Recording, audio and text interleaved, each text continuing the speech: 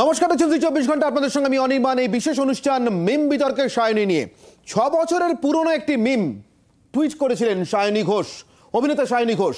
আর সেই মিম নিয়ে এই মুহূর্তে রীতিমতো সরগরম রাজ্য রাজনীতি। বোধহয় একটু ভুল হলো, আসলে ঠিক 6 বছরের পুরনো মিম নিয়ে নয়, 6 বছরের পুরনো মিমটা একটা উপলক্ষ মাত্র। আসল কারণটা কি জানেন? আসল কারণটা জি24 ঘন্টার একটি নির্দিষ্ট অনুষ্ঠানে আপনার রায় উইথ অঞ্জন, এই অনুষ্ঠানে এসে সায়নী ঘোষ একটি মন্তব্য করেন জয় শ্রীরাম স্লোগান নিয়ে। আর সেই স্লোগান নিয়ে মন্তব্য করার পরই তার সঙ্গে রীতিমতো টুইট যুদ্ধ শুরু হয়ে যায় তথাগত রায়ের, বিজেপি নেতা তথাগত রায়, যিনি এর মধ্যে দুটি রাজ্যে রাজ্যপালের দায়িত্ব সামলে আবার রাজনীতিতে পুনরায় প্রত্যাবর্তন করেছেন। সায়নী ঘোষের সঙ্গে তথাগত রায়ের এই টুইট যুদ্ধ কিছুটা থিতিয়েই এসেছিল জি24 ঘন্টা দুজনের কথোপকথনের পর। দুজনেই একে অন্যের মতকে সম্মান করবেন বলে এবং এই যুদ্ধে আপাতত ইতি টানছেন বলে আমাদের দর্শকদের কাছে জানিয়েছিলেন, কিন্তু দেখা গেল শেষমেশ যুদ্ধে ইতি টানা হলো না, অন্তত তথাগত বাবুর দিক থেকে। ধর্মীয় ভাবাবেগে আঘাতের অভিযোগ তুলে 6 বছর পুরনো একটি টুইট, একটি মিম যা সায়নী ঘোষের টুইটার হ্যান্ডেল থেকে শেয়ার করা হয়েছিল, সেটিকে সামনে নিয়ে এসে এবার সায়নীর বিরুদ্ধে সরাসরি পুলিশে অভিযোগ জানালেন তথাগত রায়। পাল্টা দিয়েছেন সায়নীও। তার বক্তব্য, আসলে এই জয় শ্রীরাম মন্তব্যের বিতর্কের জেরেই তার বিরুদ্ধে 6 বছরের পুরনো বিষয়টি খুঁচিয়ে তোলা। আসুন দেখে নিই আমাদের একটি বিশেষ প্রতিবেদন। পরানো থাকবে তোমার ওই ধর্মের ত্রিশূলে, কবি শ্রীজাতুর এই লাইন তোলপাড় ফেলে দিয়েছিল সোশ্যাল মিডিয়ায়। শুধু সোশ্যাল মিডিয়া নয়, বিতর্ক থানা, আইন, আদালত পর্যন্ত। ভারতীয় দণ্ডবিধির 295-এর এ ধারায় মামলা দায়ের করা হয় এবং যে ধারাটি জামিন অযোগ্য অপরাধ। এবার একই রকমভাবে ধর্মীয় ভাবাবেগের আঘাতের অভিযোগ অভিনেতা সায়নী ঘোষের পোস্টে। 6 বছর আগের টুইটারে পোস্ট করা একটি মিম ঘিরে যাবতীয় বিতর্কের সূত্রপাত। কি এমন হলো হঠাৎ করে তথাগত রায়ের মতো একজন পোড় খাওয়া বিজেপি নেতা তুলে নিয়ে এলেন সায়নী ঘোষের 6 বছরের পুরনো পোস্ট? শুধু তাই নয়, রবীন্দ্র সরোবর থানাতেও অভিযোগ দায়ের করতে হলো। সবসময় নিজের মনের কথা আমি যেটা মনে করি আমি সেটা বলি, এবং তার জন্য যদি আমাকে টার্গেট এখন হতে হয়, এটা মানুষ বিচার করবে, মানুষ দেখতে পাচ্ছে। গত বুধবার 13ই জানুয়ারি জি24 ঘন্টার আপনার রায় উইথ অঞ্জন শোয়ে অভিনেতা সায়নী ঘোষের বক্তব্য সোশ্যাল মিডিয়ায় ভাইরাল হয়ে যায়। বাইকে করে করে শয়ে শয়ে ছেলেরা জয় শ্রীরাম বলতে বলতে ওয়ার ক্রাই, ঈশ্বরের নাম ভালোবেসে বলুন, ভয় দেখানোর জন্য, কারুর পেছনে লাগার জন্য বলার দরকার নেই, সেটা তো আমাদের সংস্কৃতি না। এই বক্তব্যই সম্ভবত কিছু হলেও চাপে পড়েছে বিজেপি, কারণ এরপর থেকেই টুইটারে তথাগত রায় বনাম সায়নী ঘোষ যুদ্ধে নেমে পড়েন। টুইট পাল্টা টুইট চলতেই থাকে। এই কথাটা বলবার পরে যারা হিন্দু ধর্মের মানুষ যারা রয়েছে তাদের মধ্যে একাংশ কিন্তু সায়নী ঘোষকে দেখতে শুরু করে এবং তার ইতিহাস জানবার চেষ্টাই হয়।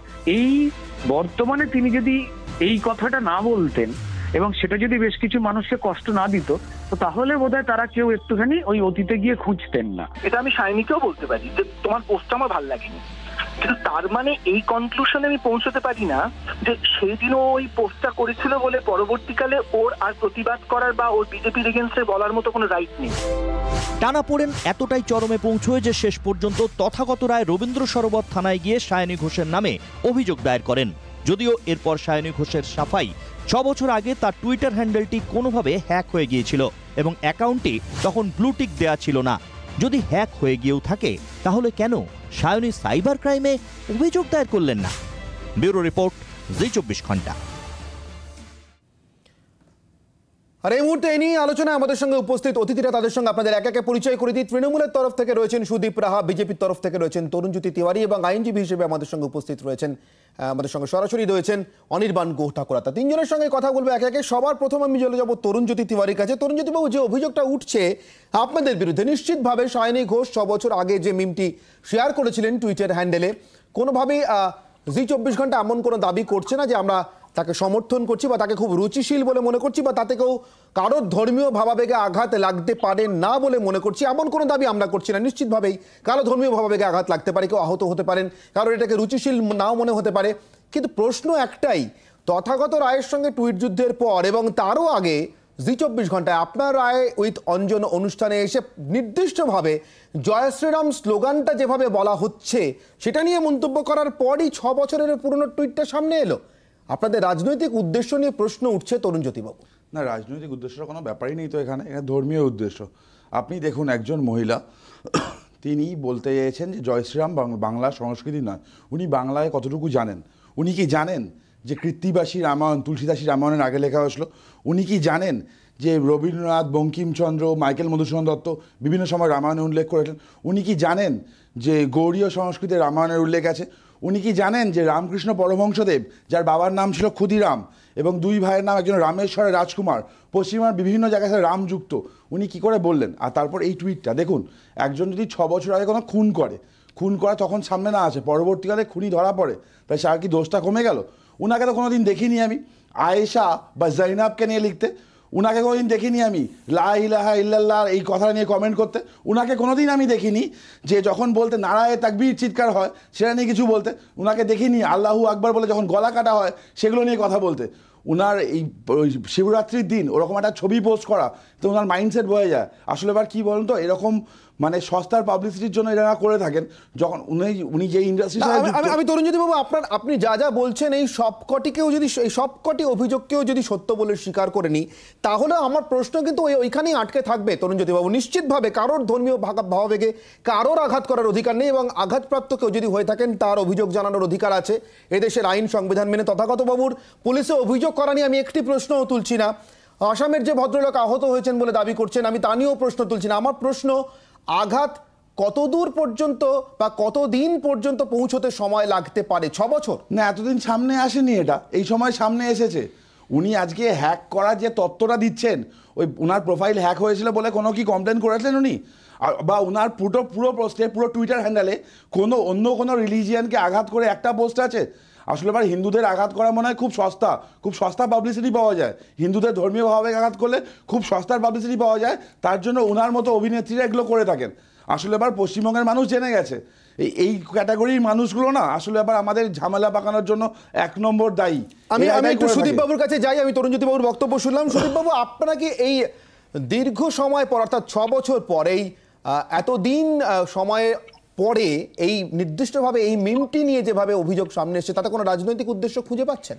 দেখুন, আমি 3টে বিষয় বলবো আপনাদের কাছে। প্রথমত হচ্ছে, আমরা যারা বাঙালির ছেলে মেয়ে, আমরা ছোটবেলায় যখন ভূতের ভয় পেতাম, মা ঠাকুমারা একটা কথা বলতো, ভূত আমার পুত, পেতনি আমার ঝি, রাম লক্ষণ বুকে আছে, ভয়টা আমার কি। সুতরাং আমাদেরকে নতুন করে রাম শেখানোর প্রয়োজনীয়তা বিজেপির কাছ থেকে আমরা সেটা শিখবো না। রাম তো সেই দেবতা যিনি সীতাকে উদ্ধার করবার জন্য রাবণের বিরুদ্ধে যুদ্ধে গিয়েছিলেন। আজকে বিজেপির তরুণজ্যোতিদা এতগুলো কথা বলছে, আমি তাদেরকে প্রশ্ন করতে চাই, যখন উত্তরপ্রদেশে মা দুর্গার বেদি ভাঙা হয়, তখন কি তাদের হিন্দু প্রীতি জেগে ওঠে না?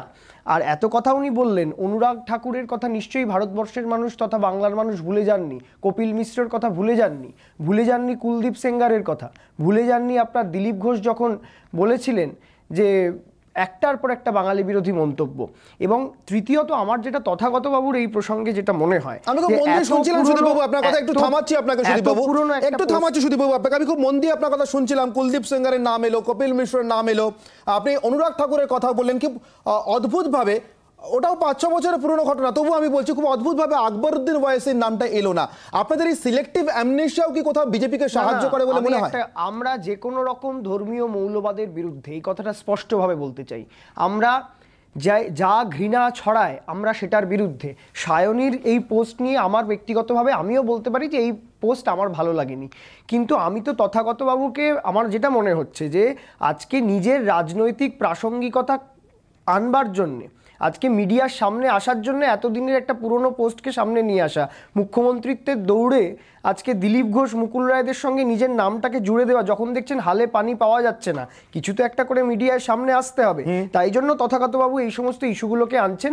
আর আপনাদের শোয়ে, আপনার রায়ের শোয়ে যেটা সায়নী বলেছিলেন, আমি নিজে ব্যক্তিগতভাবে সেটা শুনেছিলাম, এবং আমি ওই শোয়ের ওর যে মন্তব্য, যে জয় শ্রীরাম বলতে গেলে যে ভয় দেখানোর কথা, আমরা তো ভয় থেকে মুক্তি পাওয়ার জন্য বলতাম যে রাম লক্ষণ বুকে আছে, ভয়টা আমার কি।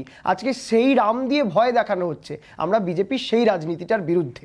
বেশ, না শ্রীরাম বা জয় শ্রীরাম কে কিভাবে বলবেন, কিভাবে ডাকবেন রামকে বা লক্ষ্মণকে বা সীতাকে, নিতান্তই তার ব্যাপার। সেটা যদি কারোর ওয়ার ক্রাইম মনে হয় তাহলে সেটাও তিনি বলতে পারেন, সেটাও তার গণতান্ত্রিক অধিকারের পরিসরের মধ্যে পড়ে। কিন্তু যে মিম নিয়ে এত কথা, আমি সেই প্রসঙ্গে একটু অনির্বাণ বাবুর কাছে যাব। অনির্বাণ গোটাকোড়া বিশিষ্ট আইনজীবী আমাদের সঙ্গে রয়েছেন।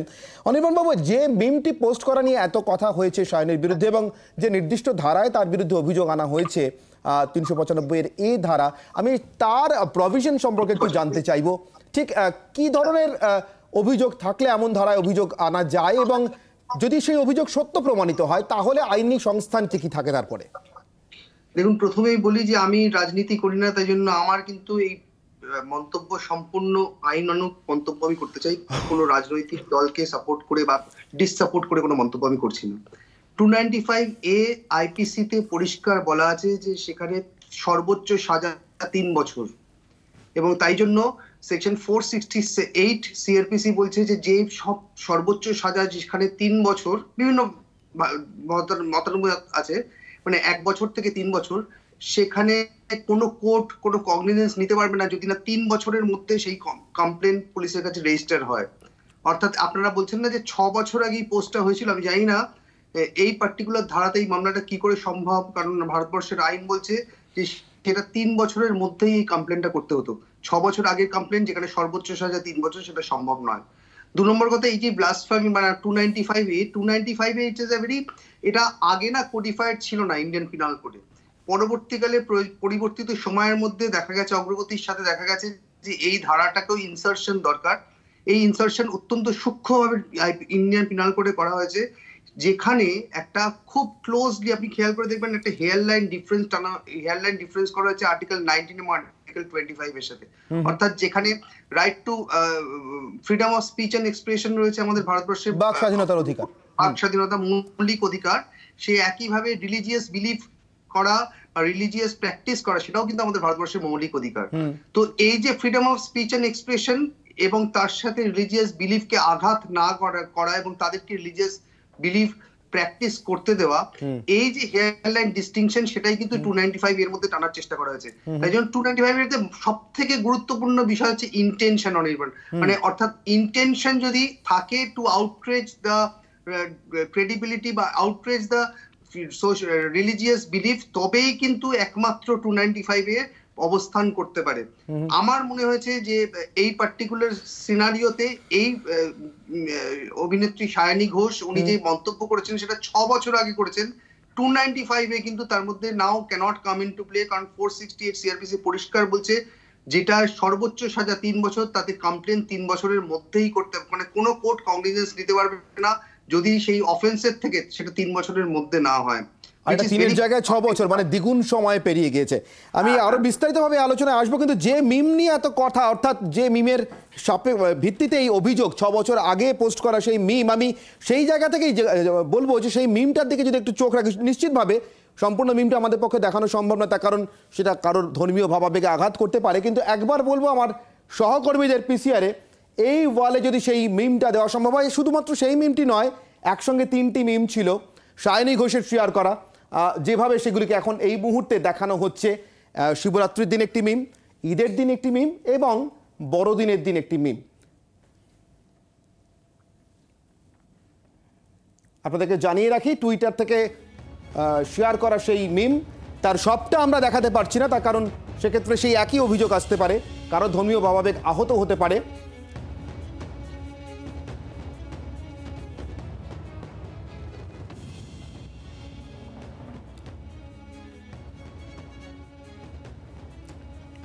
এই অংশটি, মিমের এই অংশটি যেটা স্ক্রিনের এই অংশে রয়েছে, আপনাদেরকে আরো একবার দেখায়, আপনারা নিশ্চিতভাবে বুঝতে পারছেন এই অংশটি আমাদেরকে ব্লার করতে হয়েছে, তার কারণ এমন কিছু এখানে ছিল সেটাই কারো ধর্মীয় ভাবাবেগে আঘাত করতে পারে বা করেছে বলে অভিযোগ। যদিও সেই অভিযোগ আইনি যে সংস্থান রয়েছে, সংবিধানের যে প্রভিশন রয়েছে, তার দ্বিগুণ সময় পরে, অর্থাৎ 3 বছরের মধ্যে করার কথা 6 বছর পরে এসছে। প্রশ্ন, কেন 6 বছর পরে এমন অভিযোগের প্রয়োজন কেন পড়লো, তা নিয়ে আমরা আলোচনা করছি এই মুহূর্তে সায়নী ঘোষের সেই মিম নিয়ে। আর আমাদের সঙ্গে নতুন আরেকজন অতিথি আলোচনায় যোগ দিয়েছেন, অভিনেত্রী দেবলীনা দত্ত। বিশেষজ্ঞদের ভিন্ন মত রয়েছে, কিন্তু এত সবের মাঝখানে প্রশ্নটা উঠছে একটাই কারণে, তার কারণ 6 বছর পর অভিযোগটা কেন? আইনি সংস্থানের বিষয়টাকে যদি সরিয়েও রাখা যায়, সাম্প্রতিক সময়ে সায়নী কি এমন কিছু করেছিলেন, এমন কিছু বলেছিলেন যাতে যারা এই অভিযোগ আনছেন মিমকে কেন্দ্র করে, 6 বছরের পুরনো মিমকে কেন্দ্র করে, তারা আহত হয়েছেন, রাজনৈতিকভাবে আহত হয়েছেন, ধর্মীয়ভাবে নয়। আর ঠিক সেই কারণেই সায়নী ঘোষের এই মিম নিয়ে আলোচনা। আমাদের সঙ্গে অভিনেত্রী দেবলীনা দত্ত রয়েছে, আমি চলে যাবো দেবলীনার কাছে। দেবলীনা, আপনার কি মনে হচ্ছে? হ্যাঁ, আগে বলো, আমার কথা শোনা যাচ্ছে পরিষ্কার? আমি অডিবল? স্পষ্ট, ক্লিয়ারলি অডিবল। বেশ, থ্যাংক ইউ সো মাচ। আচ্ছা দেখো, আমি প্রথমেই যেটা বলি, যেটা আমার প্রথম বক্তব্য, সেটা হচ্ছে যে মিমটির জন্য অনেকে আঘাত পেয়েছেন, অনেকের ধর্মীয় ভাবানুভাবে আঘাত ঘটেছে, সেটা একেবারেই সম্ভব, সেটা নিয়ে আমার একেবারে কোনো দ্বিমত নেই। এটাতে কারোর আঘাত হতেই পারে, কিন্তু এটা মাথায় রাখতে হবে যে যে আঘাতটা হয়েছে সেটা কিন্তু শুধুমাত্র আঘাত নয়, এটা একটা গুরুতর আঘাত। কেন গুরুতর আঘাত?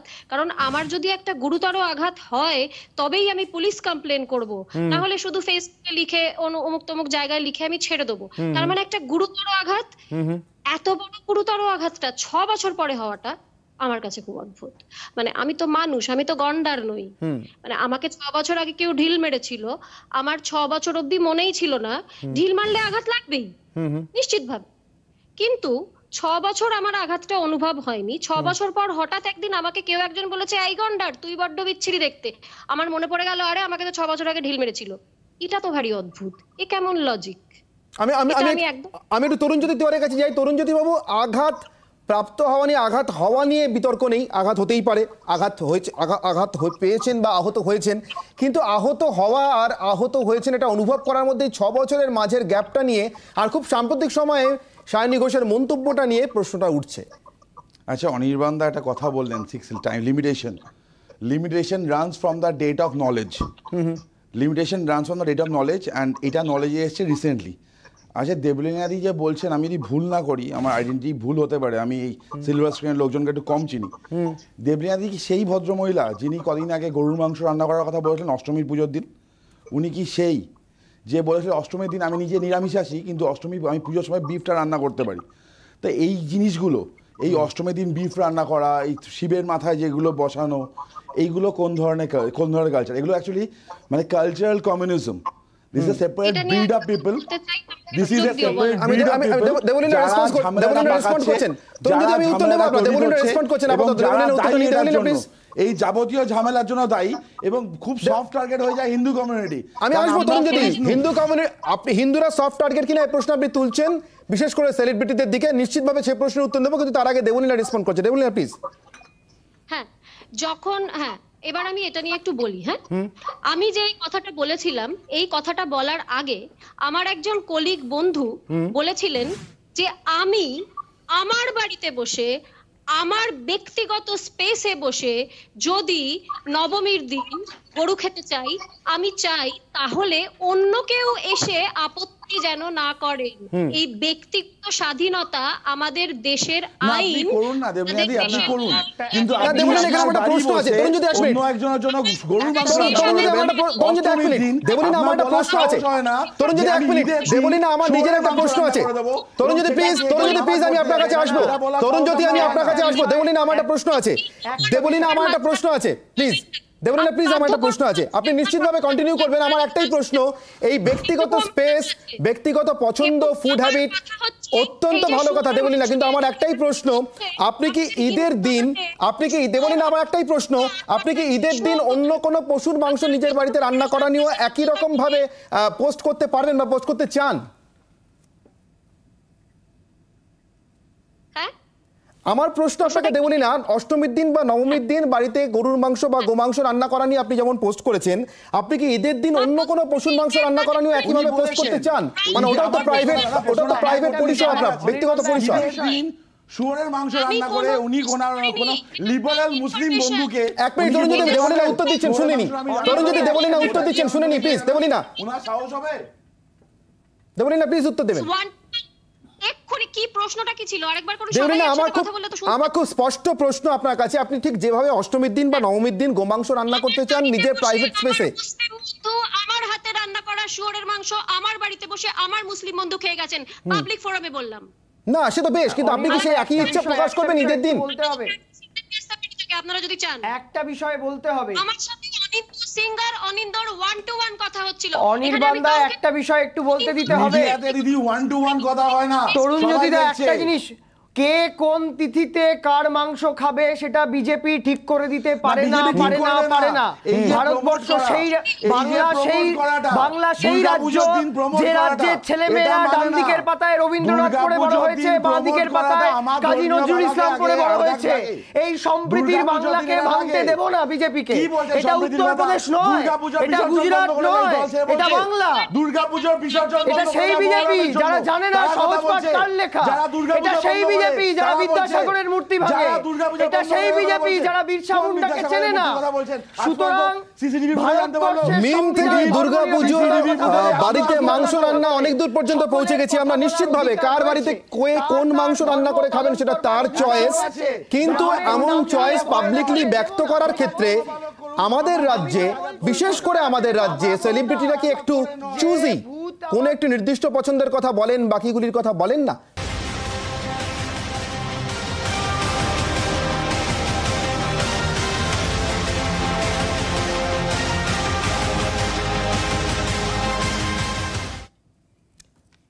মিম বিতর্কে সায়নী নিয়ে ফিরে এলাম, কিন্তু অনেকে যেটা মনে করছেন, এমনকি সায়নী নিজেও যেটা মনে করছেন, যে তাকে এই মিম বিতর্কে জড়িয়ে ফেলা বা তার পোস্ট করা 6 বছরের পুরনো একটি মিমকে বিতর্কে তুলে আনার পিছনে আসলে যে মন্তব্যটি, সেই মন্তব্যটার দিকে এবার নজর রাখবো। আপনার রায় উইথ অঞ্জন জি 24 ঘন্টার এই বিশেষ অনুষ্ঠানে, একটি প্যানেল ডিসকাশন অনুষ্ঠানে এসে সায়নী ঘোষ সম্প্রতি জয় শ্রীরাম ধ্বনি বা স্লোগান নিয়ে একটি মন্তব্য করেন। কি ছিল সেই মন্তব্য, শুনে নি আরেকবার। বাইকে করে করে শয়ে শয়ে ছেলেরা জয় শ্রীরাম বলতে বলতে ওয়ার ক্রাই, ঈশ্বরের নাম ভালোবেসে বলুন, ভয় দেখানোর জন্য, কারুর পেছনে লাগার জন্য বলার দরকার নেই, সেটা তো আমাদের সংস্কৃতি না। এই ছিল সাম্প্রতিক মন্তব্য 13 তারিখে। আর 16 সালের ঘটনা নিয়ে, মিম নিয়ে সাম্প্রতিক বিতর্ক, অর্থাৎ তা নিয়ে থানায় অভিযোগ। অভিনেতা পরিচালক কমলেশ্বর মুখোপাধ্যায় আমাদেরকে দেওয়া তার প্রতিক্রিয়া কি জানিয়েছেন এই ঘটনা সম্পর্কে, এই ঘটনা প্রবাহ সম্পর্কে, শুনে নি একবার।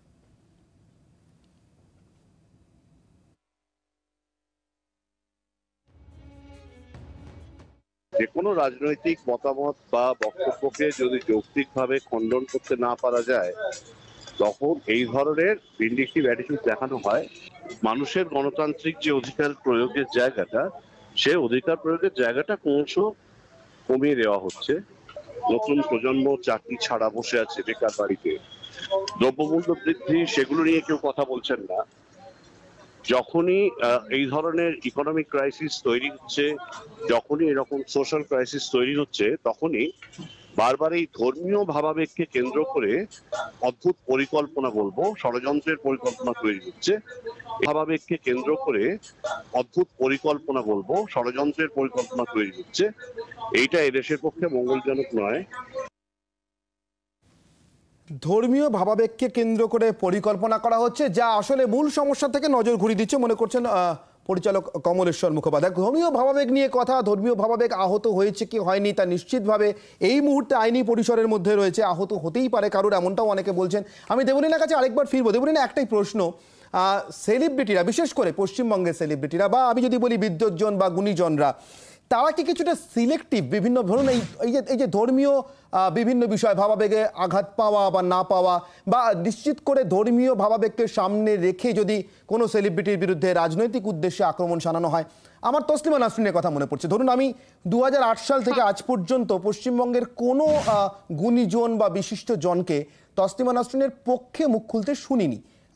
তিনি কি ধর্মীয় ভাবাবেগে আঘাত দিয়েছিলেন? তিনি কি কোনো মৌলবাদী প্রবণতার শিকার বলে আপনার মনে হয়? বা লেখিকা তসলিমা নাসরিনের কথা বলছি আমি। স্যাটানিক ভার্সেস দেশে আজও নিষিদ্ধ, আমি বলছি বিজেপি আমলেও নিষিদ্ধ।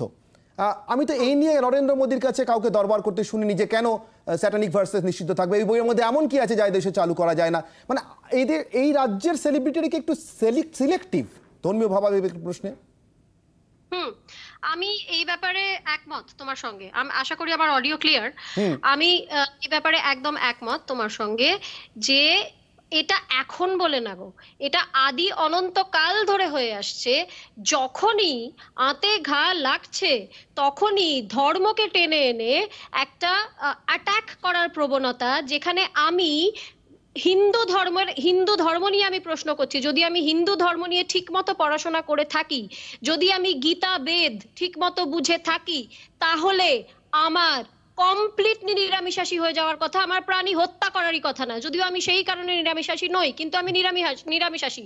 শুকর অর্থাৎ শুয়োর অর্থাৎ বিষ্ণু অবতার আমাদের হিন্দু ধর্ম অনুযায়ী। তাহলে যারা আমাকে প্রশ্ন করছেন শুয়োর খাওয়াবেন কিনা, শুয়োর বা খাওয়াবেন কিনা, তাহলে কি করে হিন্দু ধর্ম নিয়ে বোস্ট করছেন তারা? প্রত্যেকটা গীতায় কতগুলো শ্লোক আছে এনগো? হিন্দু ধর্মে দিদিভাই গীতায় কতগুলো শ্লোক আছে? আপনি গীতা বলুন তো। তখন যদি আসবো আমি দেবলীনাকে কমপ্লিট করতে দিন প্লিজ। দেবলীনা বলুন। আমার আরেকটা জিনিস আমি ক্লিয়ার করি, আমি কোথাও কোনো পোস্ট করিনি যেটা নিয়ে তোমরা বলছো। সিঙ্গার অনিন্দর সঙ্গে আমার 1-to-1 কথা হচ্ছিল। অনিন্দ তার বাড়িতে বসে গরুর মাংস খেতে চেয়েছে, আমি তার বাড়িতে গিয়ে রান্না করে দেবো বলেছি। এটাতে আমি আর 5 জনকে কিভাবে আঘাত করলাম আমি বুঝতে পারছি না। আমি নিরামিষ খাই বলে আমি বাধ্য করবো সবাইকে নিরামিষ খেতে? এটা কি ধরনের আচরণ? আমি তরুণজ্যোতির কাছে যাবো। তরুণজ্যোতি, কে কোন মাংস খাবেন বা মাছ খাবেন বা আদৌ খাবেন কিনা, না খেলে কেন খাবেন না, এটা তো নিতান্তই তার ব্যক্তিগত পরিসরের বিষয়। কেউ যদি কোনো ওপেন ফোরামে এটা নিয়ে কথা বলেও থাকেন, আমি বুঝতে পারছি না সত্যি সত্যি আপনাদের এটা নিয়ে এত মাথা ব্যথার কারণ কি? অন্য মাথা ব্যথার বিষয়গুলো থেকে মাথা বা মানুষের মাথাকে, আমি মগজের কথা বলছি, তাকে দূরে রাখার জন্য। অনির্বাণ, একটা ছোট প্রশ্ন আছে। আপনাদের এই আমি তরুণজ্যোতির কাছ থেকে উত্তর নিচ্ছি প্লিজ। তরুণজ্যোতির কাছ থেকে উত্তর নিচ্ছি। তরুণজ্যোতি বাবু প্লিজ। না এই বলছি, ঠিক কত কেবি বুদ্ধি হলে পশ্চিমবঙ্গে বুদ্ধিজীবী হওয়া যায় বলুন তো? কত কেবি বুদ্ধি হলে? এটা অন্য প্রশ্ন, কিন্তু আমার প্রশ্ন ছিল তরুণজ্যোতি আপনার কাছে। উনি যেটা বলেছেন ওনার ঘরের মধ্যে কি করছেন ওনার নিতান্ত ব্যক্তিগত ব্যাপার। উনি মিডিয়াতে এসে বলছেন একটা কথা, মিডিয়ার মধ্যে কথোপকথন পার্সোনাল ছিল না, ওপরে লাইভ টেলিকাস্ট চলছিল, আর আজকে কথা বলছেন। আচ্ছা, এনারা তো অন্য কিছু নিয়ে বিপ্লব করেন না, এরকম কথা নেই একটা কিছু নিয়ে করেছেন, একটা কিছু নিয়ে করতে হবে না। আসলে পেট্রো ডলার, এনাদের বসরা টাকা দেয় না। বাদর নাচে দেখেছেন তো? বাদর নাচে, পয়সা পেলে বাদর নাচে, এরা ঠিক বাদরের মতোই নাচে। না তরুণজ্যোতি আমি এখান থেকে বিরত করবো না, ডেরোগেটরি রিমার্ক হয়ে যাচ্ছে। তরুণজ্যোতি ব্যক্তি আক্রমণ চাইবো না এবং কাউকে শালীনতার সীমা ছাড়িয়ে আক্রমণ চাইবো না। তরুণজ্যোতি প্লিজ, তরুণজ্যোতি আমাকে বিরত করতে হচ্ছে। আমি বলবো, আমি আপনাকে অনুরোধ করবো তরুণজ্যোতি, আমি অনুরোধ করবো বিতর্ক চলুক, কিন্তু শালীনতার সীমা না ছাড়িয়ে, শালীনতার সীমার মধ্যে থেকে কাউকে এমন ব্যক্তিগত আক্রমণ নয় যা তার মর্যাদা হানিকর, অন্তত আমাদের অনুষ্ঠানে বসে নয়। তরুণজ্যোতি প্লিজ। আমি আজকে এই শোতে বসে আমি দুটো কথা শুনলাম, বুদ্ধিজীবী গুলো আর হচ্ছে বাঁদর নাচ। আমি বাংলার রাজনীতির একজন হিসেবে আমি এই দুটো শব্দ আমার অন্য প্রতিপক্ষ রাজনৈতিক দলের একজন ব্যবহার করেছেন, আমি বাংলার মানুষের কাছে রাজনীতির ছাত্র হিসেবে ক্ষমা চেয়ে নিচ্ছি। 1 নম্বর কথা, একটু বলতে দাও। এই সমস্ত তুমি বিজেপি তুমি ইন্টারাপ্ট করতেই পারো। 1 মিনিট, আমি শুধু জিজ্ঞেস করব, কার ফ্রিজে কি মাংস থাকে সেটা বিজেপি সরকারের পুলিশ সুকে বার করতে পারে, কিন্তু পুলওয়ামায় যখন আরডিএক্স আক্রমণ হয় বিজেপি প্রশাসন সেটা টের পায় না। আজকে রামের নাম নিয়ে ধর্ষণ করা হবে কেন? রামের নাম নিয়ে পিটিয়ে মারা হবে কেন? যে উত্তরপ্রদেশে রাম মন্দিরের ভূমি পুজো হয়, সেই উত্তরপ্রদেশে মনীষা বাল্মীকিদের ধর্ষিত হতে হবে কেন? এইটাই বিজেপির সংস্কৃতি। ওরা বলতে দেয় না, ওরা বাক স্বাধীনতার বিরুদ্ধে, ওরা বিরোধী দলের কথা শুনতে দেয় না, বলতে দেয় না। আমি তরুণজ্যোতি সুদীপ বাবু দুজনকেই বলছি, আমি একটু অনির্বাণ বাবুর কাছে যাবো প্লিজ। তরুণজ্যোতি বাবু, সুদীপ বাবু দুজনকে বলছি, আমি একটু অনির্বাণ বাবুর কাছে যাবো। অনির্বাণ বাবু, আমি একেবারেই নিতান্ত আরো একবার আইনি প্রয়োজনেই আপনার দ্বারস্থ। এই যে একদিকে বাক স্বাধীনতা আর অন্যদিকে ধর্মীয় ভাবাবেগ, যদি এই যে সূক্ষ্ম যে ব্যবধান আপনি বলছিলেন যে হ্যাঁ সূক্ষ্ম বিভাজন, এটা যদি একটু আমাদেরকে বুঝিয়ে দেন, নিশ্চিতভাবে আমাদের দেশের ব্লাসফেমি একটা মধ্যযুগীয় ইউরোপের মতো নয়। আমাদের বন্ধু প্যানেলিস্ট একটা কথা বলেছিলেন যে এই নলেজ থেকে, যখন থেকে নলেজ হয় তখন থেকেই কম্পিউটেশনসটা স্টার্ট হয় লিমিটেশনের। উনি ঠিকই বলেছেন, হয়তো কোনো জায়গাতে স্থায়ী হয়, কিন্তু আই ফেল টু আন্ডারস্ট্যান্ড একটা পাবলিক পোস্ট। সায়নী ঘোষ কিন্তু কারোকে ব্যক্তিগতভাবে চিঠি লিখে এই পোস্টটা করেননি যে তার ধর্মাবেগে বা তার ভাবাবেগে এটা আঘাত করার জন্য। এটা একটা পাবলিক পোস্ট ছিল, তাতে বহু মানুষ দেখেছেন, সেই দিনই দেখেছেন হয়তো। আপনি দেখবেন সেগুলো তো রেকর্ড হয়, আজকাল সোশ্যাল মিডিয়াতে প্রত্যেকটা জিনিস কখন কে লাইক করছে সেটাও রেকর্ডেড হয়। তো সেটাই কখনোই এইটা বলে এসকেপ করার জায়গা নেই যে 6 বছর আগের নলেজটা, মানে 6 বছর আগের পোস্টের নলেজ আজকে উনি পেয়েছেন। যাই হোক, সেটা অন্য বিষয়। আমরা যেটা নিয়ে আলোচনা করছি বাক স্বাধীনতা, খুব সুন্দর আলোচনাটা হচ্ছিল। দেখুন বাক স্বাধীনতার একটা নির্দিষ্ট রিজনেবল ক্লাসিফিকেশন রয়েছে। আমাদেরকে মহামান্য সুপ্রিম কোর্ট বারবার বলছেন যে freedom of speech and expression is always it guaranteed, কিন্তু সেখানে একটা রিজনেবল ক্লাসিফিকেশন রয়েছে। কখনো সেই মাত্রা অতিরিক্ত বাক স্বাধীনতার ক্ষেত্রে মাত্রা অতিরিক্ত হওয়া যাতে অন্য কারুর ভাবাবেগ বা অন্য কারুকে আউটরিচ করা হয়ে যায়, সেটা কিন্তু কখনোই সেটা কিন্তু কখনোই বিষয়বস্তু হতে পারে না সেই বক্তব্যের, এবং সেই বাক স্বাধীনতা কিন্তু সেই স্বাধীনতা তখন উচ্ছৃঙ্খলতা হয়ে যায়। তো আমাদের ভারতবর্ষের সংবিধান, যাকে আমরা সবাই বো ডাউন করি যার সামনে, সংবিধান কিন্তু বারবার একটা কথা বলেছে যে স্বাধীনতা অবশ্যই প্রত্যেকের স্বাধীনতা থাকা দরকার, কিন্তু উচ্ছৃঙ্খলতা কখনোই থাকার দরকার নেই। তো এই যে আমরা আজকে ধর্মাবেগ নিয়ে আলোচনা করছি না, আজকে যে আলোচনাটার মধ্যে যে মিম বা যে পার্টিকুলার পোস্ট নিয়ে আলোচনা হচ্ছে, কোথাও কোথাও কারুর মনে হয়েছে যে ওইটা ওনাদের হতেই পারে, সেই মনে ভাবাটা অস্বাভাবিক কিছু নয়। তাদের মনে হতেই পারে যে তাদের ধর্মের প্রতি আগ্রহ বা তাদের ধর্মের প্রতি ভালোবাসাকে কোথাও না কোথাও আঘাত করা হয়েছে। কিন্তু আমার বক্তব্য, যে আমি আইনের ছাত্র বলি সবসময় নিজেকে, আইনের ছাত্র হিসেবে আমার মনে হয়েছে যে 6 বছর পরে সেই আঘাতটা কোথাও আবার নতুন করে এই আঘাতকে আবার প্রশ্রয় দেওয়া, আশ্রয় দেওয়া, সেটা কিন্তু আরো আঘাতের পরিচয়। আমি অনির্বাণবাবু আপনার কাছে আমার আরেকটা প্রশ্ন, এই যখন খাদ্য বিচার হচ্ছে, ঠিক সেই কারণে এই প্রশ্নটা না করে থাকতে পারছি না। আমার যতটা নলেজ আছে, আপনি আইনজীবী আরো ভালো বলতে পারবেন, ভারতবর্ষের 17টি রাজ্যে সম্ভবত এখনো পর্যন্ত গোহত্যা নিষিদ্ধ। দেশের আইন অনুযায়ী রাজ্যের যে এখতিয়ার আছে সংবিধানের মধ্যে, সেই রাজ্যগুলি সেই আইন পাস করে এটা নিষিদ্ধ করে রেখেছে। পশ্চিমবঙ্গে নয়। পশ্চিমবঙ্গে কোনো প্রাণী হত্যাই মানে বন্যপ্রাণ সংরক্ষণ আইনের আওতার বাইরে, বলছি, কোনো প্রাণী হত্যা বা তার মাংস খাওয়া নিষিদ্ধ নয় বলে জানি। এখানে আমার প্রশ্ন, এরকম একটি রাজ্যে, মানে পশ্চিমবঙ্গের মতো একটি রাজ্যে কেউ যদি প্রকাশ্যেও গোমাংস খাওয়ার কথা বলেন, প্রকাশ্যেও শুয়োরের মাংস খাওয়ার কথা বলেন, সেটা কি কোনোভাবে অন্যের ধর্মীয় ভাবাবেগে আঘাত করছে বলে ধরতে পারি, বা সংবিধান কি সেটাকে সেভাবে দেখতে পারে? মানে অনির্বাণ, এখানেই এই হেয়ারলাইন ডিফারেন্সটা, মানে আমি নিজে খেলে কিন্তু কোনো আপত্তি নয়, কিন্তু আমি প্রদর্শন করছি যাতে অন্যদেরকে উদ্বুদ্ধ করছি তাদের ধর্মাবেগকে বা ধর্মের প্রতি ভালোবাসাকে আঘাত করার জন্যই করছি। এই ইন্টেনশন প্লেজ দ্য কি রোল হিয়ার। কি জন্য খাচ্ছি আমি আর বাড়িতে বসে রান্না করে খাচ্ছি, নোবডি শুড নো দ্যাট, এবং সেখানে তো আমি অন্য কারোকে আঘাত করার জন্য এটা করছি না, বা সেখানে আমার কোনো ইন্টেনশন প্লে করছে না। কিন্তু আমি রাস্তায় একটা জনসমারোহের মধ্যে এমন করে ওটা খাচ্ছি যাতে অন্য লোক আঘাতপ্রাপ্ত হয়। আমি একটা অন্য ধর্মের মানে বলছেন ধরুন খুব প্রকাশ্য জায়গা, ধরুন ধর্মতলা, ধরুন অনির্বাণবাবু একটু ক্লিয়ার করে নিতে চাই, ধরুন এটা খুব প্রকাশ্য জায়গা, ধরুন ধর্মতলা, শহরের প্রাণকেন্দ্র। আমি জাস্ট উদাহরণ হিসেবে বলছি, মানে ধর্মতলা না হয় অধর্মতলাও হতে পারে, আমি জাস্ট উদাহরণের জন্য বলছি। ধরুন ধর্মতলা খুব প্রকাশ্য, মানে এসপ্ল্যানেড, জনসমাগমের জায়গা থেকে বলছি, খুব প্রকাশ্য জায়গা। এখানে ধরুন শহরের একজন বিশিষ্ট প্রাক্তন মহানাগরিক, বিশিষ্ট আইনজীবী, একজন কবি, আরো কেউ সমাজের বিশিষ্ট মানুষ, তারা ধরুন গোমাংস নিজেরা খাচ্ছেন এবং বলছেন এই তো খাচ্ছি, এতে সমস্যা কোথায়? এটা কি কারো ধর্মীয় ভাবাবেগে আঘাত দিতে পারে?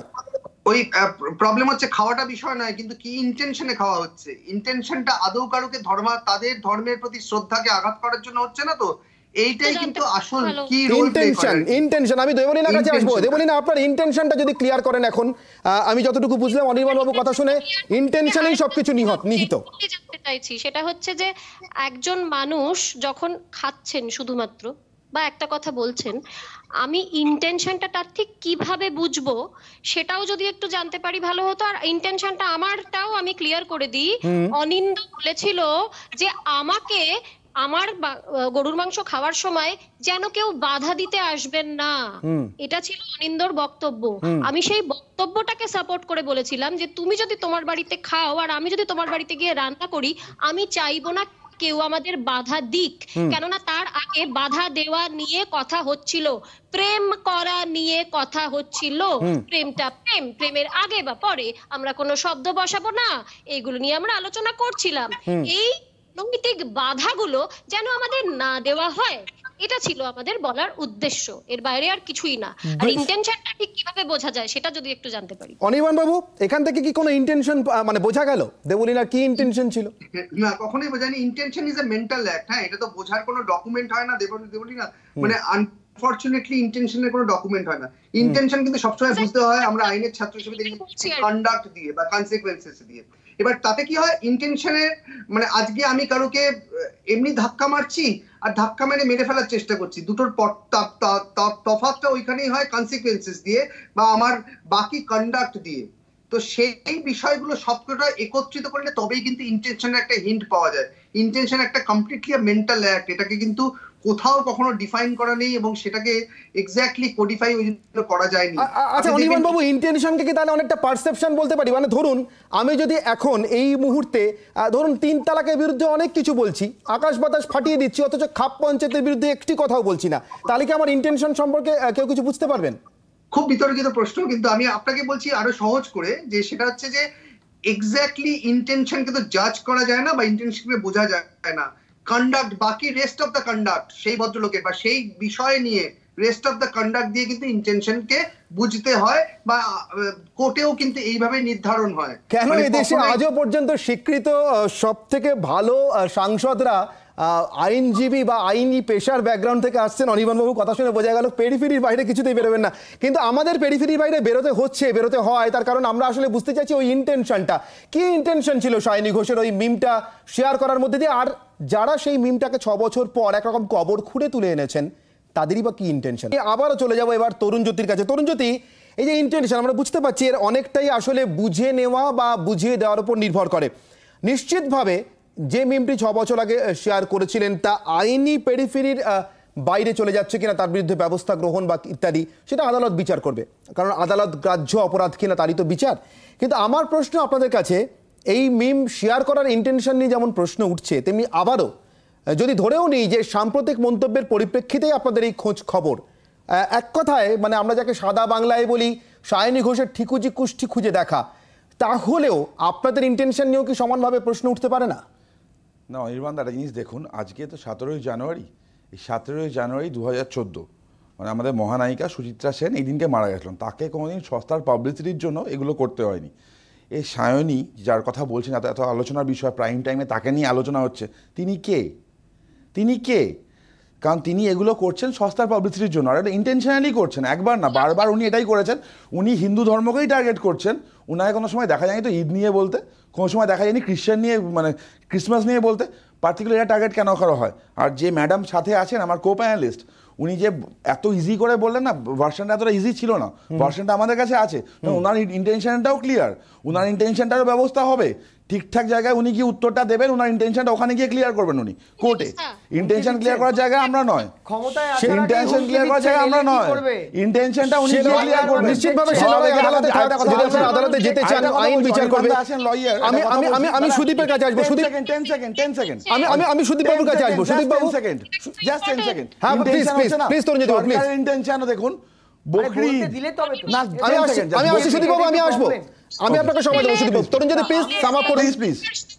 থ্রেট দিচ্ছে দেবলীলাদি এক মিনিট, আমি শুধু দুটো কথা বলবো।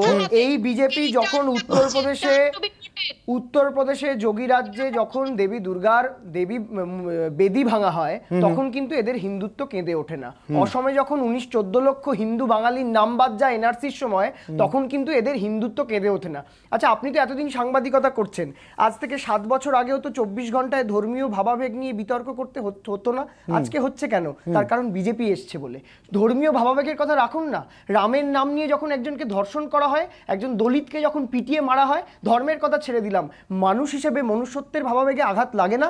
আগে মনুষ্যত্ব নিয়ে প্রশ্ন করুন, ধর্মের কথা পরে, মানুষ বাঁচলে ধর্ম বাঁচবে। নিশ্চিতভাবে সুদীপবাবু, রামের নাম নিয়ে দলিত কেন, কোনো মানুষকেই ধর্ষণ বা খুন স্বয়ং রামচন্দ্র বেঁচে থাকলে নিশ্চিতভাবে অনুমোদন করতেন না। কিন্তু আমার একটা প্রশ্ন সুদীপবাবু আপনার কাছে, আপাতত একবারে শেষ দিকে চলে এসেছি, তাই আপনার কাছে প্রশ্ন। আপনারা মূলত রাজনীতির মানুষ, কিন্তু সমাজের সঙ্গেই তো আপনাদের ইন্টারাকশন, সমাজ তো আপনাদের দৈনন্দিন জীবনের ইন্টারফেস। কোথাও কি আপনার মনে হয় সুদীপবাবু, এ রাজ্যে যেভাবে বিভিন্ন সময়ে ধর্মীয় ভাবাবেগ নিয়ে বা এই মিম বিতর্ক নিয়ে কথা হচ্ছে, এখন ধরুন সায়নী ঘোষের মিম নিয়ে, সায়নীর এই মিম শেয়ার করার পর তাকে যেভাবে রাজনৈতিক উদ্দেশ্য প্রণোদিতভাবে অ্যাটাক করা হচ্ছে বলে অভিযোগ উঠছে, কখনো এমনটা তো দেখি না এই রাজ্যের সেলিব্রিটিদের ক্ষেত্রে বা বিদ্বজ্জনদের ক্ষেত্রে। ধরুন এই শার্লি এবদোর এত বড় একটি ঘটনা, একটা কার্টুন ছাপানোর জন্য এত বড় একটা ঘটনা, ফ্রান্সে তার পর যা ঘটে গেল, যাকে গোটা বিশ্বের কালচারাল ক্যাপিটাল বলা হয়, সেই কালচারাল ক্যাপিটাল নিয়ে এ রাজ্যের কালচারাল মানুষদের কালচার্ড মানুষদের বিন্দুমাত্র মাথা ব্যথা দেখতে পেলাম না, একটি বিবৃতি আমি পর্যন্ত এটাই কোথাও চোখে বুঝতে পড়ল না। পারছি না। আপনাকে মনে হয় সুদীপ বাবু মানে এ রাজ্যের রাজনীতি করা একজন মানুষ হিসেবে এটা কাম্য নয়? একটা সাম্প্রদায়িকতার বিরুদ্ধে সবসময় আর একটা প্যারালাল সাম্প্রদায়িকতাকে কেন দাঁড় করিয়ে দেন? মানুষ হিসেবে যে কোনো ধর্মীয় মৌলবাদকে আমার মনে হয় নিন্দা করা উচিত। যারা মনুষ্যত্বে বিশ্বাসী, যারা রবীন্দ্রনাথ নজরুল পড়েছে, এই বাংলায় যারা বিদ্যাসাগর পড়ে বড় হয়েছে, আমাদের মনে রাখতে হবে দেশের স্বাধীনতায় যেমন মহাত্মা গান্ধী কাজ করেছেন, মৌলানা আবুল কালাম ওইখানে তো আজাদও আমার কাজ প্রশ্ন করেছেন। সুদীপ বাবু, ওইখানে আমার প্রশ্ন, যারা ধরুন লক্ষণের কার্টুন আঁকা নিয়ে এবং সেই কার্টুনের জওহরলাল নেহরুর করা প্রশংসা নিয়ে এত পঞ্চমুখ থাকেন, তারা শার্লি এবদোর কার্টুন প্রসঙ্গে কেন মুখে কুলু পেটা? আমি ব্যক্তিগতভাবে করি না। আমি ব্যক্তিগতভাবে যে কোনো রকম ধর্মীয় মৌলবাদের বিরুদ্ধে। বুদ্ধিজীবী যে কথাগুলো আপনি বলছেন, আজকের এই বিতর্ক থেকে পরের দিন আরেকটা বিতর্ক হতে পারে। আমি একটা জিনিস নোটিস করলাম, আমার ভীষণ খারাপ লাগলো। সেটা হচ্ছে যে ওখানে দেবলীনাদি বসে আছেন, আমার বিজেপির প্রতিনিধি যিনি আছেন উনি বললেন যে বাঁদর নাচ নাচছে রাজ্যের বুদ্ধিজীবীরা। আমার মনে হয় এটা নিয়ে একটা বিতর্ক করা উচিত এবং এটার প্রতিবাদ করা উচিত। নিশ্চিতভাবে তার সুযোগ থাকলো, যদি না তরুণ জ্যোতিবাবু তার বক্তব্য থেকে শোনেন। আমি দেবলীনা একদম শেষ দিকে চলে এসেছি, প্লিজ দেবলীনা আপনি বোধহয় কিছু বলতে চাইছিলেন। খুব জরুরি বক্তব্য। আজকের এই কথাবার্তায় পাবলিক ফোরামে তোমাদের চ্যানেলে জনগণের সামনে উনি আমাকে থ্রেড দিয়েছেন, বলেছেন আপনারও ব্যবস্থা হবে, লিগ্যাল স্টেপ নেওয়া হবে। আপনি মন্তব্য করেন, আমি আবার বলছি আপনি আর মন্তব্য করলে হিন্দু ভাবাবেগে যে আঘাত হয় তার জন্য লিগ্যাল স্টেপ নেওয়া হবে। দরকার হলে আমি কমপ্লেন ফাইল করব। কিন্তু তরুণ জ্যোতিবাবু এই দরকার হলে আমি প্রশ্নের কমপ্লেন দিতে ফাইল পারলেন করব। না, যে প্রশ্নগুলো তুললাম দিতে পারলেন না আর উত্তরগুলো। একটা কথা বলে রাখি, দেবলীনা উনি আইনি ব্যবস্থা নেওয়ার কথা, দেবলীনা উনি আইনি ব্যবস্থা নেওয়ার কথা বলছেন, তাদের কথা বলছি না। অ্যাকচুয়ালি আপনারা অমর্ত্য বুদ্ধিজীবী সেনকে অপমান তাদের কথা করেন। আসে না। আপনারা জাতীয় বুদ্ধিজীবী সঙ্গীত কারা বদলাবেন বলেন। আপনারা ডিফাইন করুন না বুদ্ধিজীবী কারা। আপনারা যারা অমর্ত্য ওয়েব সিরিজ সেনকে করে, অপমান করেন, যারা ওয়েব অভিজিৎ সিরিজ বিনায়ক করে, যারা বন্দ্যোপাধ্যায়কে মমতা অপমান দেবীর করেন, সাথে কাকা আপনারা চিচি জাতীয় করে, সংগীত তারা বুদ্ধিজীবী, কথা বলেন। তারা বুদ্ধিজীবী। আমার সময় যেহেতু একদম শেষ, আজকে অন্তত এই প্রশ্নের উত্তর পেলাম না যে ঠিক মিম শেয়ার করার জন্যই নাকি জয় শ্রীরাম স্লোগান নিয়ে মুখ খোলার জন্যই সায়নী ঘোষকে নিয়ে আজকের বিতর্ক। তার কারণ ওই যে সূক্ষ্ম ব্যবধানটির কথা অনির্বাণবাবু বলে রাখলেন, আইনজীবী অনির্বাণ ঘোষাকুড়া, তা ইন্টেনশন আর যার কোনো ডেফিনেশন নেই। অতএব আপাতত ইন্টেনশন এবং তার ডেফিনেশন নিয়ে চুলচেরা বিশ্লেষণ চলছে, চলুক। কিন্তু আমাদের কাছে নিশ্চিতভাবে কাম্য থাকবে দায়িত্বশীল সংবাদ মাধ্যম হিসেবে, যদি কেউ কারো ধর্মীয় ভাবাবেগে আঘাত করে থাকেন তাহলে নিশ্চিতভাবে সেখান থেকে তার সরে আসা উচিত, এমন কাজ করা উচিত না। এবং একই সঙ্গে সেই ধর্মীয় ভাবাবেগের আঘাত বিষয়টিকে বা আহত হওয়ার বিষয়টিকে অন্তত 6 বছর পর্যন্ত জেল হিসেবে ফেলে রাখা উচিত নয় কোনো রাজনৈতিক বিতর্কের জায়গা থেকে।